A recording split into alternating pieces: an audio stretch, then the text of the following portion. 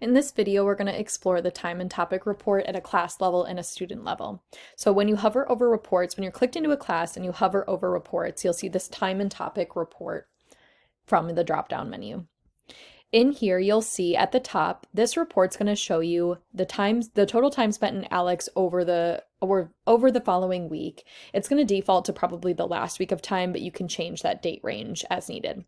Of course, there's going to be spikes and dips throughout the semester and throughout the week of when students are working on ALEKS. You'll see a big spike before a due date, maybe a dip over the weekend, that kind of thing. At the bottom, you'll notice that this breakdown really gives you a good idea of what the students are working on and when they're working on it. So you'll notice I have my list of student names on the left, and it's important to note that these are just fake students. These are not real scores in this video. In this case, you can also see their total time spent in ALEKS, since the course started, their last login, but then also the total time for this specific date range. So for the last week, you'll notice that some students were working for multiple hours, some students were only logged in for a few minutes, and so on. These total scores down here, 33 out of 36, 57 out of 58, show you how many they were able to actually learn out of the total number attempted. So this Jennifer student was able to learn 33 out of the 36 that she attempted. You'll also notice the breakdown in the last week of time. Actually, it looks like it's defaulting to the last 2 weeks of time. So it's going to show you the breakdown on what days they logged in, how long they logged in for, and how many they were able to accomplish out of how many total they tried. So on Wednesday, the 25th of October, she tried a total of 5 topics, but was only able to actually learn 4 of them. You'll notice that sometimes students log in 43 minutes with 0 out of 0, but they have this little blue triangle. That little blue triangle signifies that the student spent some time during doing a knowledge check that day. So if you notice something like that, they were likely in a knowledge check. What I love about this report is the student level of this report.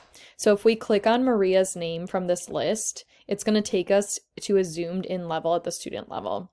From here, you're going to see the same time period that you have as the default. You'll see how many she learned out of how many attempted. And then you'll also see the breakdown of the different days and what she was learning. The blue is what she was able to actually accomplish and learn. The orange is attempted but not yet learned. The gray slashes are how much time she spent with the axes on the side. From here, what you can do is you can actually click on that student for the day and you can see their exact breakdown of what they were working on, how long they were working on it for, and the exact path that they took.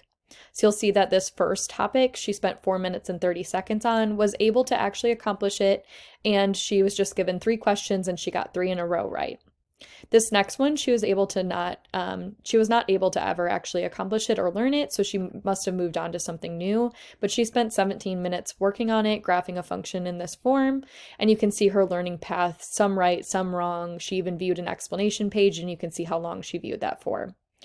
What I love about this report too is that you can click on the red X or the green check mark or the explanation, and you can see exactly what the student sees. So this was the exact number set that they were given. You can see the answer they submitted versus the correct answer. Now, because I'm in our free trial tool showing you fake students, it's not showing me an answer here, but you would see your student's answer submitted versus the correct answer. So you can see if it was maybe just a misconception, maybe she mistyped something, or it was just a complete error in that case. So in here you can really see exactly that time breakdown. You can see the date and timestamp. You can see what they were working on, and all the little details of what they submitted versus the correct answers.